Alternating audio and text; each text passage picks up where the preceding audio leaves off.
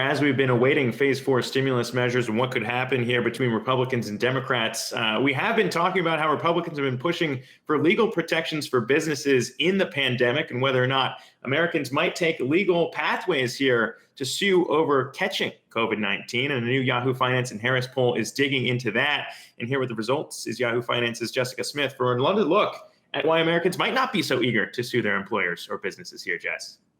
Yeah, Zach, this poll found that most people say they probably wouldn't sue over COVID-19 exposure. The poll found just 30% of people said they would be likely to sue a business if they were exposed to the virus while they were visiting that business.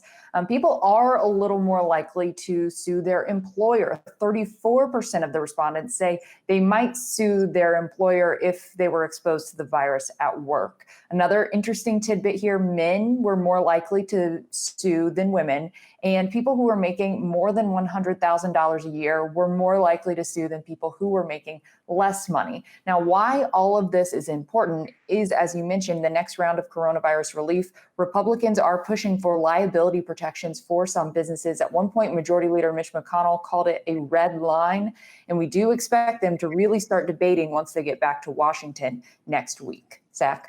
And out of Washington, also want to ask about some new controversy we're seeing out of a White House campaign urging the jobless Americans out there to find something new, a very interesting campaign in light of everything that we've seen. What's the latest we're hearing on that? Yeah, this is part of the White House's American Workforce Policy Advisory Board, that board that Ivanka Trump and Commerce Secretary Wilbur Ross are leading. Its aim is to encourage people to get other skills and other training and have employers not really depend on that 4-year college degree when they're hiring people. Today, they did launch this campaign, and it's urging people to find something new. And today they spoke about it at an event. Apple CEO Tim Cook says it's more important than ever during this pandemic. Let's watch. At the end of the day, we believe that with the right tools, people have the power to change their lives and the lives of their families for the better. Our campaign celebrates that idea.